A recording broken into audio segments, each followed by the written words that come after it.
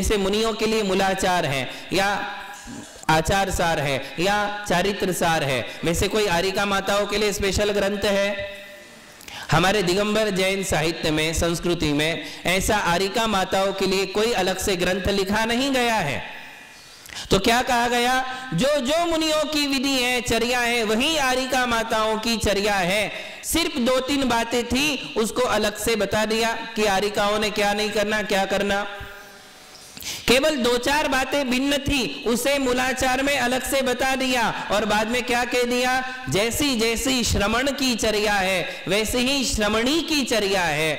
जो मुनियों की चर्या है वही आरिका माताओं की चर्या है। 1 बार आहार, 2 बार प्रतिक्रमण, 3 बार सामायिक, 4 बार स्वाध्याय। जैसे मुनियों का है वैसे ही आरिका माताओं का, अलग से शास्त्र नहीं। अब आप अगले पॉइंट पर आइए, क्या श्रावकाचार अलग है और श्राविकाचार अलग है? ढूंढो, साहित्य में ढूंढो कहीं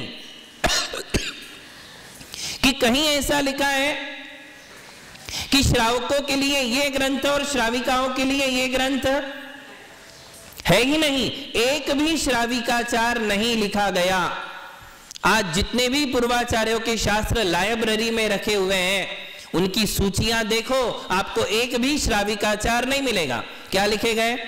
श्रावकाचार, रत्न करंडक श्रावकाचार, पुरुषार्थ सिद्धिउपाय, वसुनंदी श्रावकाचार, प्रश्नोत्तर श्रावकाचार, कुंद कुंद श्रावकाचार, उमा स्वामी श्रावकाचार, है ना? ऐसे कितने श्रावकाचार लिखे गए, किंतु श्राविकाचार एक भी नहीं है। क्यों नहीं है? क्यों नहीं है? अंडरस्टैंडिंग है। अरे जो श्रावक की क्रिया वही श्राविका की क्रिया, बिल्कुल सरल है। और जैसे ये भी समझ लो, जैसे आरिकाओं के लिए 2-4 बातें थी, क्या थी?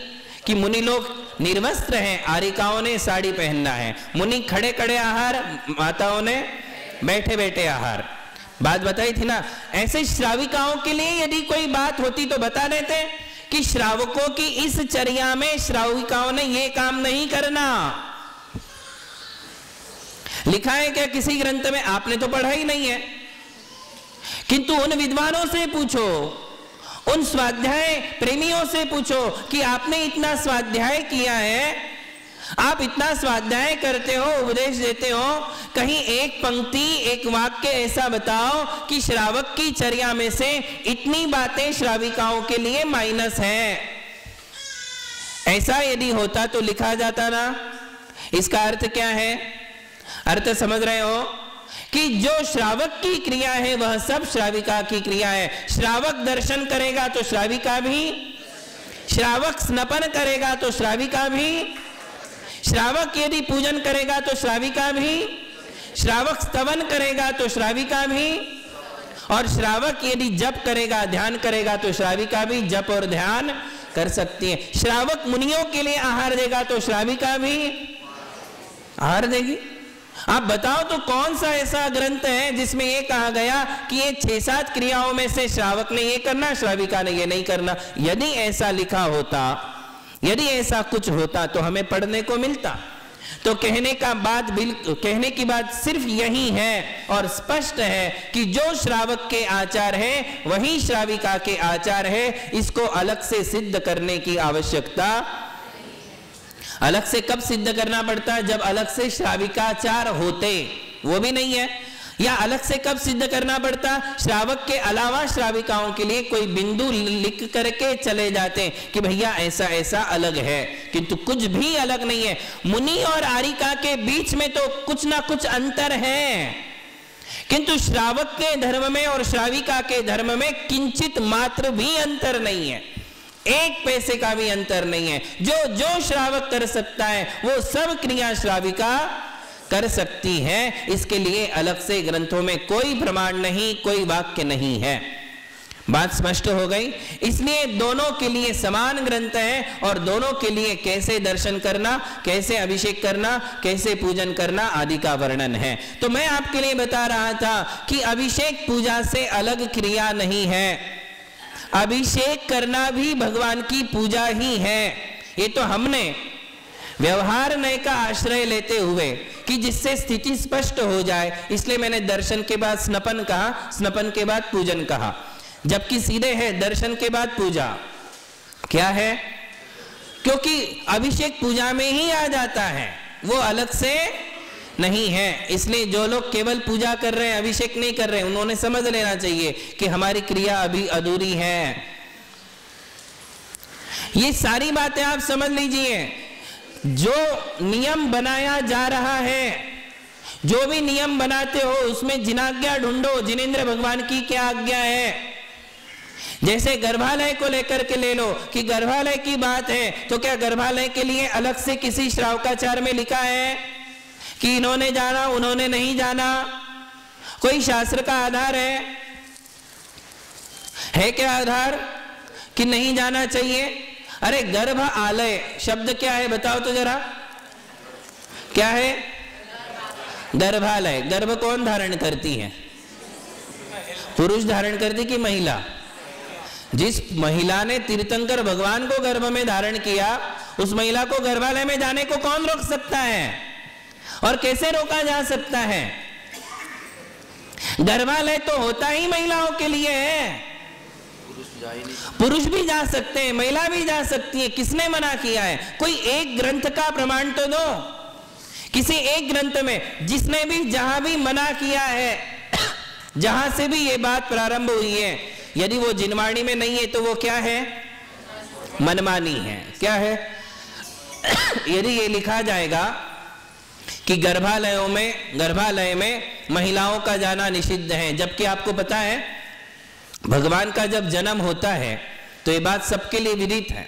जब भगवान का जन्म होता है तो सौधर्म इंद्र को गर्भालय में जाने की आज्ञा नहीं होती है। सबसे पहला दर्शन कौन करती है?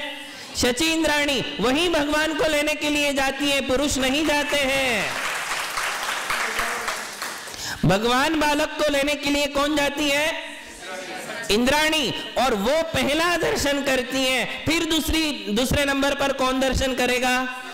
सौधर्म इंद्र। ये लाभ तो उस शची इंद्राणी को ही मिलता है और इसीलिए वो आकर के स्त्री पर्याय छोड़ करके मुक्तिदायिनी पुरुष पर्याय को प्राप्त कर लेती है और दीक्षा लेकर मोक्ष की भागीदारिणी बन जाती है। केवल इतने से कि उसके लिए भगवान का दर्शन करने का सौभाग्य मिला है, निकट भव्यता का प्रमाण प्राप्त कर लेती है और निकट भव्यता का पद उसे मिल जाता है। केवल किस कारण से? कि उसे भगवान के प्रथम दर्शन का सौभाग्य मिला। तो आप बताइए, जब सौधर्म इंद्र को प्रवेश नहीं है तो यहां गर्भालय में महिलाओं को कैसे निषेध किया जाता है? हमारा आपसे प्रश्न है, हम विवाद खड़ा नहीं करना चाहते हैं, हम आपसे कहना चाहते हैं कि इस बात के लिए कोई शास्त्र का प्रमाण चाहिए। हो सकता है हम पंडितों की बात में भ्रांति में जी रहे हो। ये किसी जमाने में, किसी शताब्दी में किसी पंडित महोदय ने ये बात प्रारंभ की कि महिला गर्भालय में ना जाए, अन्यथा किसी शास्त्र का प्रमाण तो आज तक उपलब्ध हो ही जाता है किसी ग्रंथ में।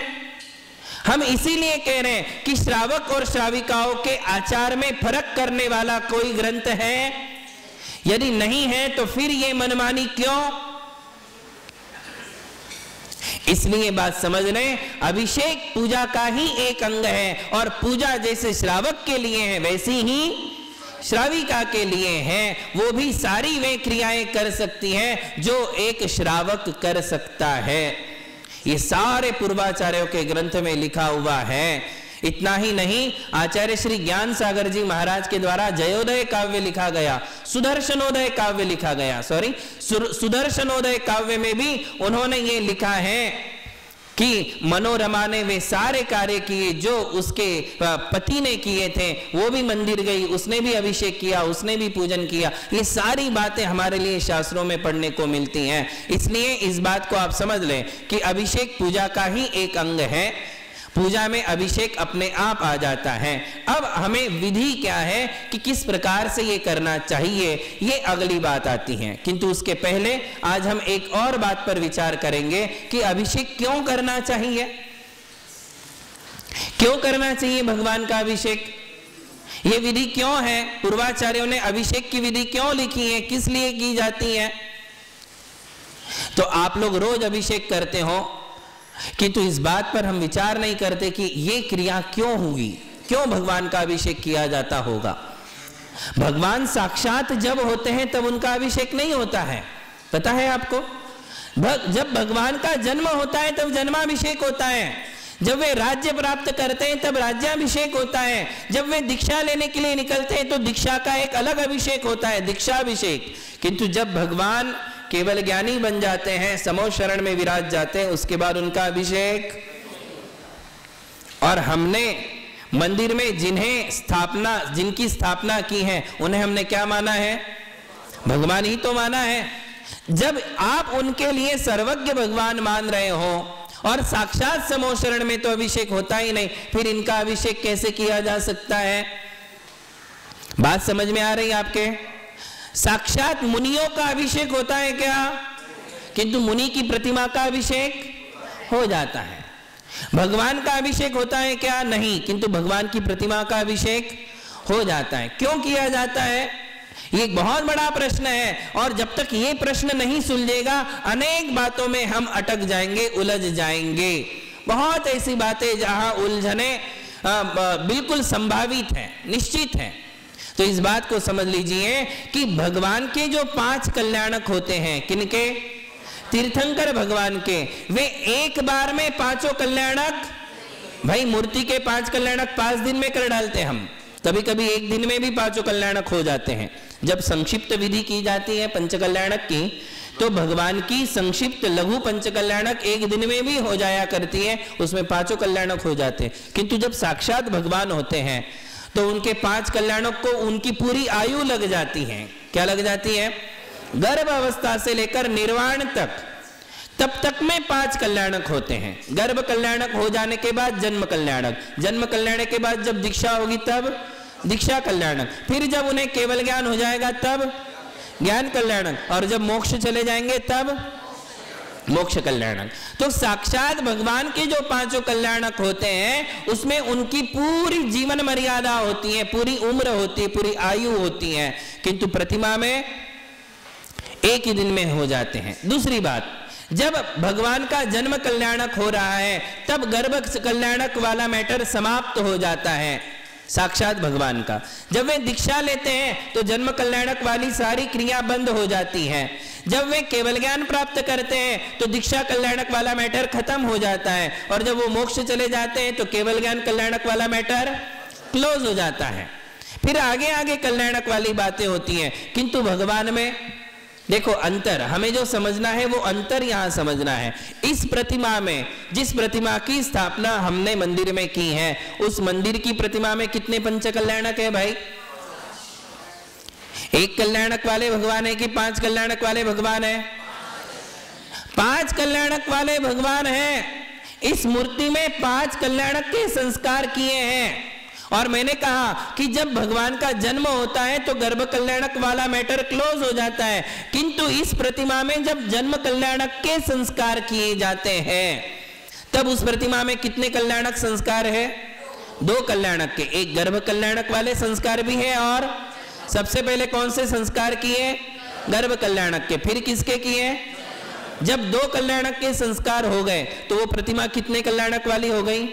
ऐसा करते क्या कि गर्भ कल्याणक का संस्कार पहले दिन हुआ तो दूसरे दिन जब जन्म कल्याणक के संस्कार करेंगे तो क्या पहले के दिन के कल्याणक के संस्कार रिमूव कर देंगे उसमें से? पहले दिन के संस्कार उसमें से खत्म नहीं किए जाते हैं, पहले दिन के भी उसमें है। और बात समझ में आई? जब तीसरे दीक्षा कल्याणक के संस्कार किए जाएंगे तब गर्भ और जन्म 2 कल्याणक के संस्कार उसमें से रिमूव नहीं किए जाते हैं। वे मंत्र संस्कार तो उस प्रतिमा में है ही। साथ में कौन से कल्याणक के हो गए? दीक्षा कल्याणक के। फिर जब केवल ज्ञान के होंगे तो 3 कल्याणक के साथ चौथे कल्याणक, 4 कल्याणक वाली प्रतिमा हो गई। और जब 5वें कल्याणक के संस्कार हो जाएंगे तो कितने कल्याणक वाली हो गई? तो आपको क्या समझ में आया? जब भगवान समो शरण में होते हैं तब वे केवल ज्ञान कल्याणक वाले होते हैं, किंतु जब भगवान मंदिर में होते हैं प्रतिमा तो वो कितने कल्याणक वाली है? 5 कल्याणक वाली वो प्रतिमा है। और 5 कल्याणक वाली प्रतिमा के साथ 5 कल्याणकों का अर्घ्य हम सामने चढ़ाते हैं। इसलिए आप हर तीर्थंकर की पूजा में कितने अर्घ्य चढ़ाते हो? 5 अर्घ्य चढ़ाते हो। अब इस विषय को आगे और बढ़ाना है कि इसकी लिंक क्या है, अभिषेक से इसका क्या संबंध है, ये हम आपके लिए कल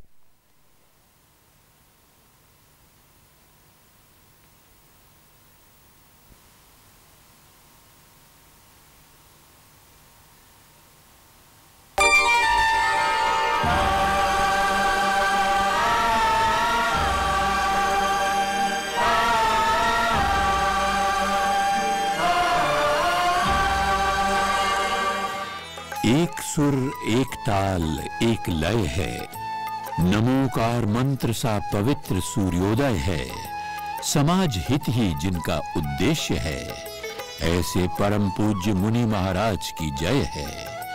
पावन आत्मा, पावन विचार, पावन हृदय है, यही अमोघ जी का पावन परिचय है। जग का अंधकार दूर करने के लिए रोज सूरज निकलता है, दूर सिंदूरी संध्या होती है जब दिन ढलता है, रात को अंधकार बढ़ता है तब उसे दूर करने एक दिया जलता है।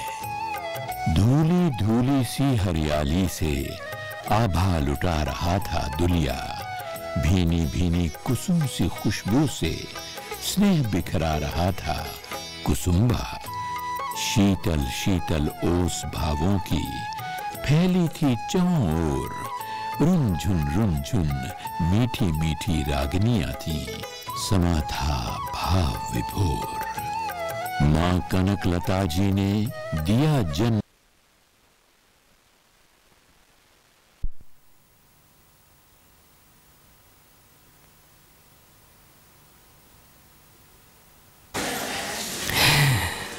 श्रीकेतनम वाग्वनिता निवासम पुण्यार्जने क्षेत्र मुपासकानाम स्वर्गापवर्गागमनैक हेतुम जिनाभिषेकाश्रयमाश्रयामि। आचार्य श्री सोमदेव द्वारा रचित यह अभिषेक पाठ संग्रह का श्लोक है और उसमें आचार्य श्री ने कहा कि ये जिनेंद्र भगवान का अभिषेक श्री केतनम अर्थात भव्य जीवों के लिए श्री संपदाओं का कारण बनता है।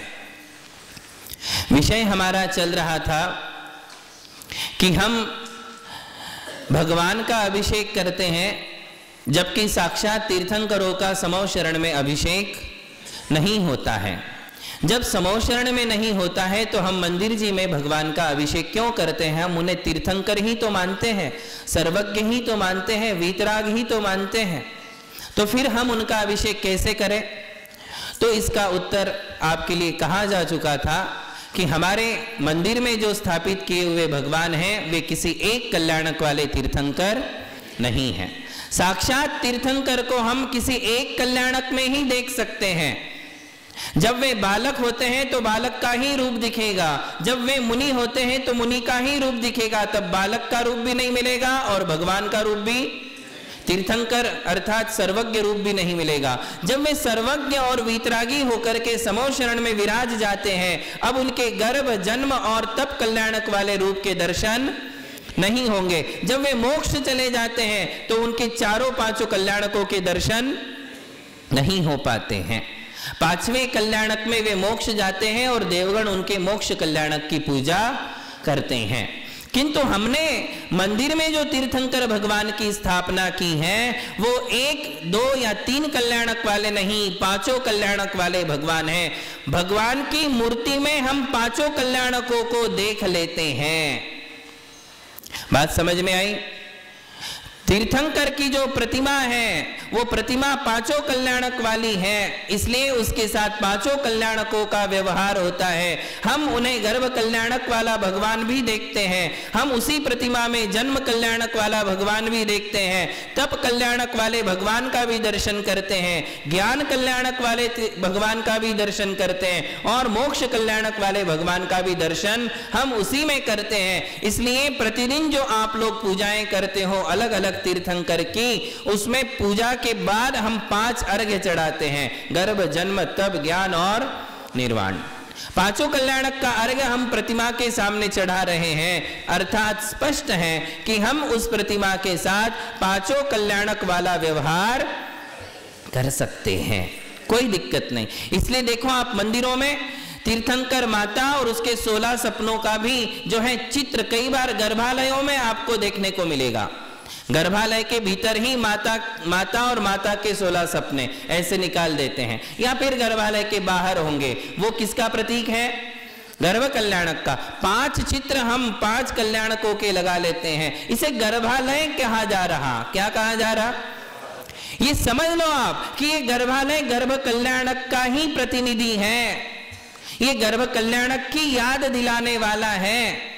और वहां हमने जो है उसमें तीर्थंकर प्रतिमा की स्थापना की है, और फिर जो हम अभिषेक करते हैं वो जन्म कल्याणक की याद दिलाने वाला अभिषेक है। जैसे कि इंद्रों ने भगवान का सुमेरु पर्वत पे नमन किया था, वैसे ही हम ये भगवान का जो है पांडुक शिला पर भगवान का अभिषेक करते हैं। देखिए आप, अभिषेक विधि में पांडुक शिला बनाई जाती है, उसके बाद जो इंद्र और इंद्राणी, जो श्रावक और श्राविका होती हैं, वो अपने अंदर कौन सी कल्पना करते हैं? इंद्रो हम निज भूषणार्थ कमिदम।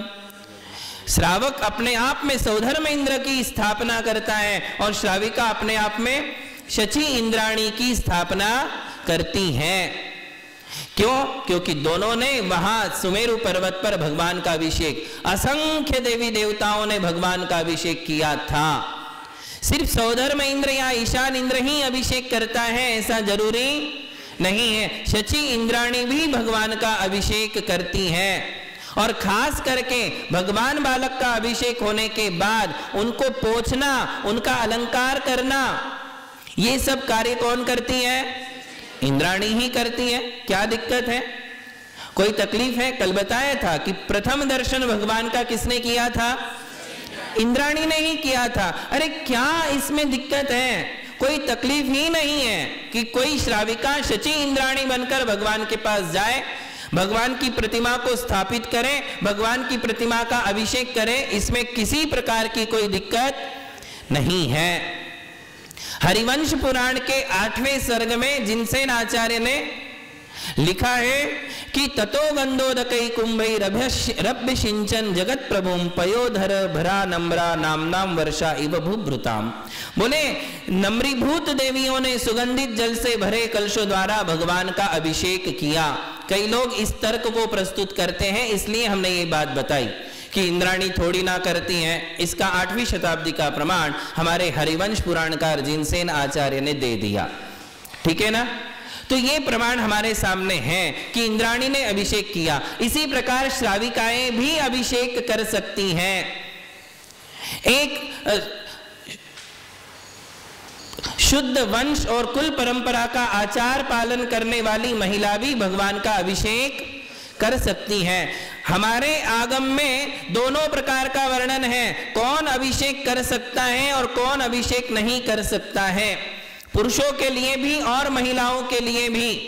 ये बात समझ लीजिए। जैसे कि लिखा है कि ब्राह्मण, क्षत्रिय और वैश्य, इन 3 वर्ण वाले पुरुष और महिलाएं अभिषेक कर सकते हैं, किंतु इन 3 वर्णों में जिनकी गिनती नहीं है, चौथे वर्ण वाले पुरुष हो या महिलाएं हो, भगवान का अभिषेक नहीं कर सकती। ये वर्णन है, ये नियम है। इसी प्रकार जिनके अंगोपांग हीन या अधिक हैं, शरीर में 8 अंग है और बाकी सब उपांग है, जैसे 2 आंखें, 2 कान, ये सब उपांग है।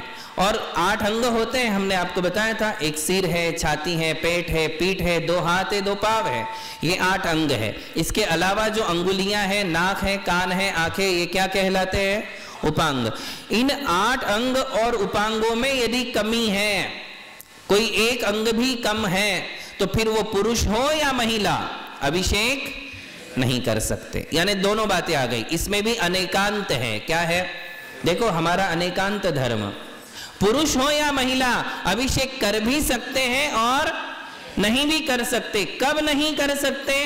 जब वे ब्राह्मण, क्षत्रिय और वैश्य 3 वर्णों में से नहीं हो, या फिर जिनके अंग और उपांग हीन हो, हीन यानी कम हो, या फिर अधिक हो।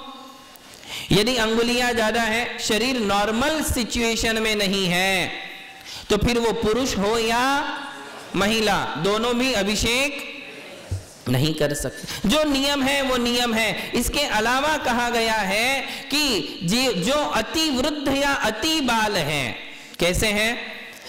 इतने बालक, इतनी छोटी उम्र वाले हैं कि जिन्हें कुछ भी समझ नहीं है, वो बच्चे हो या लड़कियां हो, दोनों भी अभिषेक नहीं कर सकते। या फिर अति वृद्ध हो, ऐसा पुरुष हो या महिला जो स्वयं इंडिपेंडेंस खड़े नहीं हो सकते, जिन्हें आधार चाहिए, वो भी अभिषेक नहीं कर सकते हैं। इसी प्रकार जिन्हें चर्म रोग हो, चर्म रोग जिनके लिए ऐसा भयंकर चर्म रोग हो, पूरे शरीर में फैला हुआ हो, वो पुरुष हो या महिला अभिषेक नहीं कर सकते। देखिए दोनों के लिए समान नियम है, कोई आगे पीछे नहीं है, कोई कम ज्यादा नहीं है। इसी प्रकार यदि सूतक पातक के दिन है तो पुरुष हो या महिला हो अभिषेक नहीं कर सकते हैं। इसी प्रकार और भी कई बातें हैं जो यदि हैं तो नहीं कर सकते। जैसे कि अशुचि के दिन हैं महिलाओं के, तो अशुचि के दिनों में महिलाएं अभिषेक नहीं कर सकती, मंदिर ही नहीं जा सकती हैं। वो एक ऐसे विशेष नियमावली है कि उन दिनों में वो भगवान के, गुरु के, जिनवाणी के दर्शन भी नहीं करती हैं, मंदिर भी नहीं जाती हैं। उतने दिन में वो कौन है? अशुद्ध है, अशुचि के दिन है, तो उन दिनों में वो भगवान का जब दर्शन ही नहीं कर सकती तो अभिषेक कहां से कर सकती हैं? किंतु बाकी के दिनों में जब वो भगवान का दर्शन कर सकती हैं, बात समझ में आ रही?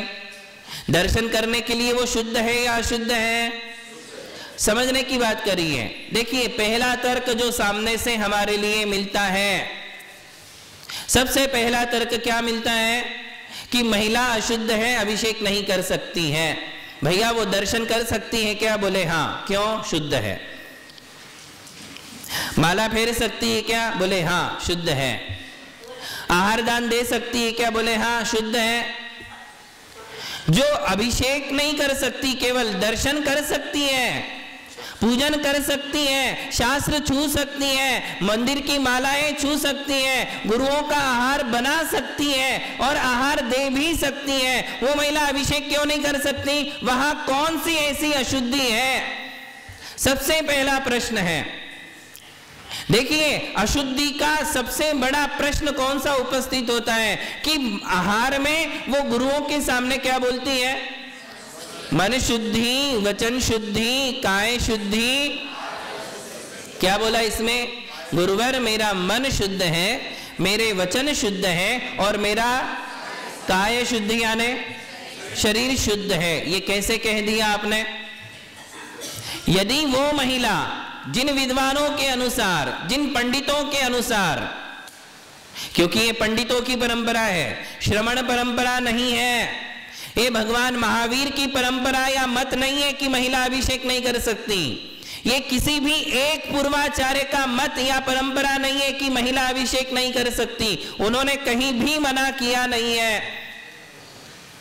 एक भी शास्त्र ऐसा नहीं है जिसमें महिला अभिषेक का निषेध हो। महिला अभिषेक का वर्णन करने वाले अनेक शास्त्र हैं। तो उसने क्या कहा? बोले अशुद्ध है। ये कौन कह रहे हैं? ये कौन कह रहे? विरोध करने वाले। कहां से कह रहे हैं? अपने मन से। जिनवाणी में ऐसा कोई तर्क नहीं है। वो जो विरोध कर रहे हैं वो अपने मन से कर रहे हैं, कुतर्क है। क्या है? कुतर्क है। क्यों कुतर्क है भाई साहब? एक ही नियम है, जो जिनेंद्र भगवान के और पूर्वाचार्यों के मत की सिद्धि करे उसे तर्क कहते हैं, सुतर्क कहते हैं। और जो जिनेंद्र भगवान अथवा पूर्वाचार्यों के मत का खंडन करे उसे क्या कहते हैं? कुतर्क कहते हैं। बात समझ में आ गई? तो ये कौन सा हुआ? कुतर्क हुआ। क्यों? क्योंकि आदि पुराण में, पद्म पुराण में, हरिवंश पुराण में, चंद्रप्रभ चरित्र में, इसके अलावा जिनदत्त चरित्र में, श्रीपाल चरित्र में कई जगह महिलाओं के द्वारा अभिषेक का वर्णन है। वो प्रमाण भी हम आपके सामने प्रस्तुत करेंगे, पढ़ के दिखाएंगे। तो ये सारा वहां वर्णन है। इसका मतलब पूर्वाचार्यों का ये मत नहीं है। तो ये किसका मत है? एक पढ़े लिखे किसी बेवकूफ पंडित का अपना मत था जिसने इसे प्रारंभ किया। प्रारंभ करने वाले की बात कह रहा हूं। वो भी इतिहास बताऊंगा कैसे ये मत प्रारंभ हुआ था, आज से कुछ 250, 300, 350 साल पहले। कैसे इस मत का प्रचलन हुआ वो भी हम आपको बताएंगे। तो यहाँ चौथे काल और पंचम काल का कोई भेद नहीं है कि चौथे काल की महिला कर सके, पंचम काल की नहीं कर सके, ऐसा कोई मत नहीं है। तो मैं कह रहा था कि महिला यदि अशुद्ध होती तो वो गुरुओं के सामने रोज झूठ बोलती है। मन शुद्धि, वचन शुद्धि, काय शुद्धि, आहार जल शुद्ध है, मेरा शरीर शुद्ध है, तो क्या झूठ बोल रही हैं? भारत की वे सारी महिलाएं जो मुनियों के लिए आहार दान दे रही हैं, शुद्धि बोलती है ना, तो क्या वो झूठ बोल करके आहार दे रही है? क्या इसको आप मान लोगे? कितना बड़ा दूषण आ जाएगा कि सारी महिलाएं झूठ बोल करके महाराज को आहार दे रही हो। तो आहार दे रही हैं, वो बोल रही है कि शरीर शुद्ध है, इसका मतलब क्या है? शरीर जिन दिनों में वो अशुद्ध थी, निश्चित ही वो अशुद्ध थी, किंतु जिन दिनों में वो मंदिर आने के लिए योग्य हो गई, जिन दिनों में वो आहार दान के योग्य हो गई, उन दिनों में वो अशुद्ध नहीं है।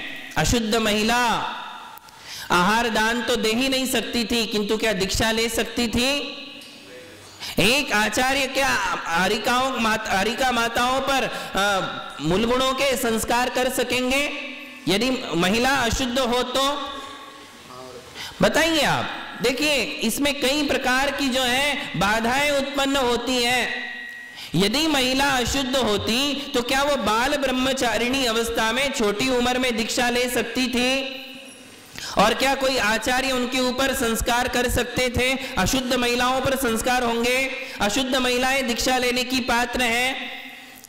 जैसे अभिषेक के लिए हमने आपको बताया कि ब्राह्मण, क्षत्रिय और वैश्य ही अभिषेक कर सकती है, महिलाएं हो या पुरुष, वैसे ही दीक्षा भी वही महिला ले सकती है। अशुद्ध महिलाएं दीक्षा नहीं ले सकती। अशुद्धि के दिनों में भी कोई महिला दीक्षा, तो वो शुद्ध है इसलिए। अब आप बताइए, जो महिला आर्य का पद स्वीकार कर सकती है, वो पद स्वीकार कर सकती है जिसके माध्यम से वो स्त्री पर्याय का छेद कर देती है, इतना उच्च पद 5वां गुण स्थान प्राप्त कर सकती है, तो क्या वो भगवान का अभिषेक नहीं कर सकती? कौन सी क्रिया श्रेष्ठ है, अभिषेक की क्रिया या दीक्षा की क्रिया? दीक्षा की क्रिया श्रेष्ठ है। जब वो दीक्षा ले सकती है तो अभिषेक क्यों नहीं कर सकती? बिल्कुल स्पष्ट है बात। तो ये जो बात निकाली गई है कि महिला अशुद्ध है, ये बात कहीं भी किसी भी प्रकार से फिट नहीं होती है। तो ये कहना ये बिल्कुल असत्य का प्रतिपादन है कि महिलाएं अभिषेक नहीं कर सकती। अशुद्धि वाला प्रश्न ही हट गया। फिर किसी ने कहा कि महिलाओं के शरीर में तो बहुत जीव जंतु होते हैं, इसलिए वो अभिषेक नहीं कर सकती। क्या कहा? जीव जंतु बहुत होते हैं। देखिए इसका वर्णन कहाँ आया है वो हम आपको बताते। प्रवचन सार जी में ऐसा आया है कि महिला सकल संयम क्यों नहीं ले सकती हैं, वो वाला संयम क्यों नहीं ले सकती हैं जिसके द्वारा वो मोक्ष प्राप्त कर सके। वो संयम तो नहीं ले पाती। क्यों नहीं ले पाती? तो उन्होंने कहा कि स्त्री पर्याय का शरीर ही ऐसा है कि वो निर्ग्रंथ दीक्षा नहीं ले सकती हैं, निर्वस्त्र वाली दीक्षा नहीं ले सकती हैं, और उनके शरीर में अनेक प्रकार के ऐसे जीव जंतु लब्ध पर्याप्त जीव पैदा होते हैं जिनके कारण वो सकल संयम का पालन नहीं कर पाती हैं। कहाँ का वर्णन है यह? दीक्षा लेने का वर्णन। वो वाला सकल संयम जो मुनि लोग धारण कर सकते हैं, वो संयम एक आर्यिका या एक महिला क्यों नहीं धारण कर पाती है, उसके लिए वहां वो वर्णन है। कहीं का ईंट कहीं का रोड़ा, कहीं का ईंट कहीं का रोड़ा, कहां लगा दिया वो? अभिषेक में। कहां वर्णन किया था? सकल संयम के लिए। जैसी दीक्षा एक पुरुष मुनि अवस्था में ले सकता है, वैसी दीक्षा हरिका क्यों नहीं ले सकती है? तो उसमें एक कारण ये भी बता दिया कि उनके गुप्त अंगों में जो है इस प्रकार के जीव होते हैं, इसलिए वो दीक्षा नहीं ले सकती है, और स्त्री शरीर ही ऐसा है। किंतु हम इसके लिए अभिषेक में कैसे जोड़ सकते हैं? फिर वो आहार दान में क्यों नहीं जोड़ते हो? फिर उसको यदि ऐसा आप कहोगे कि वह अभिषेक भी नहीं कर सकती है, तो फिर आहार दान से भी निवृत्त कर दो, फिर दीक्षा लेने से ही निवृत्त कर दो, फिर उसके लिए पूजा करने से ही निवृत्त कर दो। केवल एक जगह ऐसा वर्णन है, वो भी सकल संयम की अपेक्षा है, उसको हर जगह यदि जोड़ करके चलोगे तो अव्यवस्था हो जाएगी, फिर वो कोई भी धर्म ध्यान की क्रिया नहीं कर पाएगी। कहां से कर पाएगी? इसलिए ये बात यहां लागू नहीं होती है कि स्त्रियों का शरीर केवल मुनि दीक्षा लेने में बाधक है, आहार दान में बाधक नहीं है, पूजन में बाधक नहीं है, माला पाठ करने में बाधक नहीं है, पंचकल्याणक में सौधर्म इंद्र और शची इंद्राणी का पद लेने में बाधक नहीं है। इसी प्रकार भगवान के अभिषेक करने में भी स्त्री का शरीर बाधक कैसे हो सकता है? कैसे बाधक हो सकता है? किसी भी क्रिया में स्त्री का शरीर बाधक नहीं है। केवल कहां बाधक है? और वो नेचुरल है, सबकी समझ में आने जैसी बात है कि वो मुनि जैसी निर्वस्त्र दीक्षा, निर्ग्रंथ दीक्षा नहीं ले सकती। बस वही एक केवल उनमें बाधा है, बाकी और कहीं भी कोई बाधा नहीं है, आ ही नहीं सकती है। वरना ऐसा वर्णन भी पढ़ने को मिल जाता, जैसे आचार्यों ने लिखा कि वो मुनि दीक्षा जैसी निर्ग्रंथ सकल संयम दीक्षा नहीं ले सकती, वैसा एक लाइन और जोड़ देते, वैसे ही वो गर्भालय में भी नहीं जा सकती, वैसे ही वो अभिषेक भी नहीं कर सकती, ऐसा लिखा है क्या? फिर हमने वो तर्क यहां कैसे जोड़ा? और ये किसी पूर्वाचार्य के जोड़े हुए शब्द नहीं है। किसने जोड़े ये शब्द? पंडित बनारसी दास। स्त्री अभिषेक नहीं कर सकती, इस मत के जनक कौन थे? पंडित बनारसी दास। कहते हैं कि पंडित बनारसी दास जी के सामने, पंडित बनारसी दास जी जो थे वो लगभग जो है 16वीं 17वीं शताब्दी के पंडित रहे। थोड़े से आध्यात्मिक थे, अध्यात्म की ओर उनका थोड़ा ज्यादा झुकाव था, किंतु ऐसा होने के बाद भी पहले तो ठीक ठाक थे, किंतु जब उनके सामने ऐसी कोई घटना घटी, क्या घटना घटी वो घटना भी हम आपके लिए बता देते हैं। कहते हैं कि आगरा में अकबर बादशाह के सामने जब वे उपस्थित हुए तो एक दिन अकबर ने जो है बनारसी दास जी से कहा, क्या कहा? बोले मेरे लिए तुमसे एक बात कहना है। बोले क्या कहना है? तो उन्होंने कहा कि हमारे मस्जिद में जो है महिलाएं तो प्रवेश ही नहीं कर सकती, मस्जिद में महिलाएं जाती नहीं, और आपकी महिलाएं नग्न मूर्ति के सामने और उनके पास में कैसे जाती हैं? ये प्रश्न किसने किया? अकबर ने किया। और वो प्रश्न का उत्तर पंडित बनारसी दास जी नहीं दे पाए, उनको वो बात जम गई। बोले बात तो बिल्कुल सही है, इनकी समाज में, इनकी संप्रदाय में जब महिला अंदर नहीं जा सकती है तो हमारे यहां गर्भालय में प्रवेश कैसे कर सकती है? नग्न दिगंबर मूर्ति के सामने कैसे जा सकती है? ये बात बनारसी दास जी के दिमाग में आई। धीरे धीरे उन्होंने पंडितों का दिमाग घुमाया, फिर अपनी बात रखी, और करते करते इस मत के वो प्रचालक हो गए। इस मत को उन्होंने इस मत की संस्थापना की कि महिला गर्भालय में प्रवेश ना करे।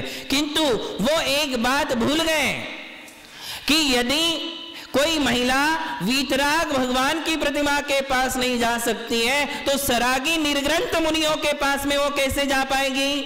क्योंकि उस समय मुनिराज नहीं थे, उत्तर भारत में मुनियों का अभाव था। उन्होंने स्यादवाद में, अनेकांत में विचार नहीं किया, उन्होंने जिनागम से वो सारे प्रमाण नहीं ढूंढे, उन्होंने जिनागम नहीं पढ़ा कि ये जो कह रहे हैं ये बात हमारे शास्त्रों में कहां तक लागू होती है। यदि ऐसा हमने कर दिया तो कौन कौन से दूषण आएंगे, इस बात का विचार उन्होंने उस समय केवल क्या विचार किया कि हाँ बराबर है, एक महिला कैसे जा सकती, क्यों नहीं जा सकती? बोले नहीं, वो नग्न प्रतिमा है। फिर यदि उस समय महाराज होते तो क्या करते? क्या मुनियों का आहार देना भी छुड़वा देते? कि जब वीतराग, जिनके मन में राग नहीं, द्वेष नहीं, कषाय नहीं, वासना नहीं, ऐसे भगवान के नजदीक जो महिला नहीं जा सकती है, वो एक सरागी मुनि के नजदीक कैसे जा पाएगी? बराबर है। जिनके मोह कर्म का अभी नाश नहीं हुआ है, जिन्होंने मोह भाव को उपशमित किया है, दबा दिया है, जिनका मोह कभी प्रकट भी हो सकता है, जो कभी रागी द्वेषी बनने के भी चांस रखते हैं। देखिए मुनि वैरागी हैं और भगवान वीतरागी हैं। वैरागियों के लिए अतिचार अनाचार लग सकते हैं, किंतु भगवान को अतिचार अनाचार, उनके राग उत्पत्ति होती ही नहीं। किंतु मुनियों को कभी कभी राग द्वेष आ सकता है। ऐसी अवस्था में जब महिला उनके नजदीक जाकर उन्हें आहार दे सकती है तो साक्षात वीतराग भगवान के पास जाने से क्या फर्क पड़ेगा? पड़ सकता है क्या? नहीं। किंतु क्या कह दिया, बस उस बात को पकड़ लिया और उस बात को पकड़ करके वहां से वो परंपरा आज से 300-400 साल पहले वो परंपरा स्टार्ट कर दी गई। तो ये किसकी परंपरा रही? बनारसी दास की। ये उनकी परंपरा ही, मनगढ़ंत परंपरा, एक पंडित के द्वारा बनाई गई परंपरा। तो क्या हम केवली भगवान का धर्म पालते हैं या किसी पंडित के द्वारा बनाई गई परंपरा को धर्म मानते हैं? केवली पंडितो धम्मो मंगलम। कौन सा धर्म है? अब देखिए आप हरिवंश पुराण में कितनी बढ़िया बात कही। देखिए हरिवंश पुराण के कौन से, ये 320 नंबर के पेज पर, वो तो हमने इंद्राणी का वर्णन किया था। देखिए क्या लिखा, वसुदेव और गांधर्व सेना ने मंदिर में प्रवेश किया, 3 प्रदक्षिणाएं दी और दूध, इक्षुरस की धारा, घी, दही तथा जल आदि के द्वारा मनुष्य, सुर एवं असुरों के द्वारा पूजित जिनेंद्र देव की प्रतिमा का अभिषेक किया। यदि विद्वान व्यक्ति स्यादवाद निपुण होता है तो वो किसी की भी बातों में आता नहीं है। वो अपना दिमाग लगाता है कि जहां एक तरफ पूर्वाचार्य ये लिख रहे हैं तो जरूर कहीं ना कहीं किसी की सोच में त्रुटि है, ये वाक्य गलत नहीं हो सकते। हमारी सोच में गलती है। किस में गलती है? हमारे विचारों में, हमारी सोच में गलती है। किंतु जिनेंद्र भगवान के द्वारा प्रतिपादित और पूर्वाचार्यों के द्वारा लिखित वाक्य गलत नहीं हो सकते हैं। तो उन्होंने कहा क्यों नहीं? तो बोले बनारसी दास वाली जो विचारधारा थी, उस विचारधारा में लोगों ने फिर आगे अपने विचार और मिला दिए। फिर कहा कि यदि महिला अंदर जाएगी भगवान के पास तो ब्रह्मचर्य में दोष आएगा। आप सोचिए क्या क्या कह देते हैं। जबकि साक्षात समोशरण का वर्णन करते हुए लिखा गया है कि जब तक 12 सभाओं में जीव बैठते हैं, देव देवियां, पुरुष, महिलाएं, आरिका, मुनि, जब तक भगवान के सानिध्य में होते हैं वहां भूख नहीं लगती, प्यास नहीं लगती, क्रोध नहीं आता, वासनाएं नहीं होती हैं। भगवान के सानिध्य में जाने से ये सारे विकार दूर होते हैं कि बढ़ेंगे? बढ़ेंगे कि दूर होंगे? क्यों? क्योंकि भगवान वीतराग है और वीतराग भगवान के सानिध्य में जाने से वासना भड़कने वाली नहीं है, वासना नष्ट होने वाली है। क्या होने वाली है? तभी तो हम कहते हैं कि काम बाण विनाशनाय पुष्पम निर्वपामिति स्वा। भगवान को ही क्यों चढ़ा रहे? क्योंकि उन्होंने काम वासना को नष्ट किया। भगवान के चरण सानिध्य में जाने से यदि विकार बढ़ने लग जाए, वासना बढ़ने लग जाए, तो बताइए संसार में अब दूसरा ऐसा कौन सा स्थान है जहां जाकर हम अपने विकारों का शमन कर सके? क्या ऐसा भी कोई संभव है? फिर कहा गया भैया यदि ब्रह्मचर्य में दोष लगेगा तो किसके? महिला के या भगवान के? किसके ब्रह्मचर्य में दोष आएगा? तो कहा नहीं, भगवान के तो नहीं लग पाएगा क्योंकि उनके तो मोह कर्म का ही नाश हो चुका है, उनको तो वासना है ही नहीं, तो फिर दोष कहां से लगेगा? बात समझ में आ रही? भगवान को कहां से ब्रह्मचर्य में दोष आएगा? अब फिर दूसरी बात आई, किसके लिए लगेगा? बोले महिला को लग सकता है। कौन लोग कहते हैं ऐसा? जो महिला अभिषेक का विरोध कर रहे हैं। अब उन्हें किसी भी तरीके से महिला अभिषेक को विरोध करना ही है। कभी कभी आप एक सत्य भी समझ लीजिए, उन्हें भी ये समझ में आता है कि मैं गलत बोल रहा हूं, मैं गलत बोल रहा हूं, मैं झूठ बोल रहा हूं, मेरी विचारधारा अशुद्ध है, मैं झूठ प्रतिपादन कर रहा हूं, ये समझ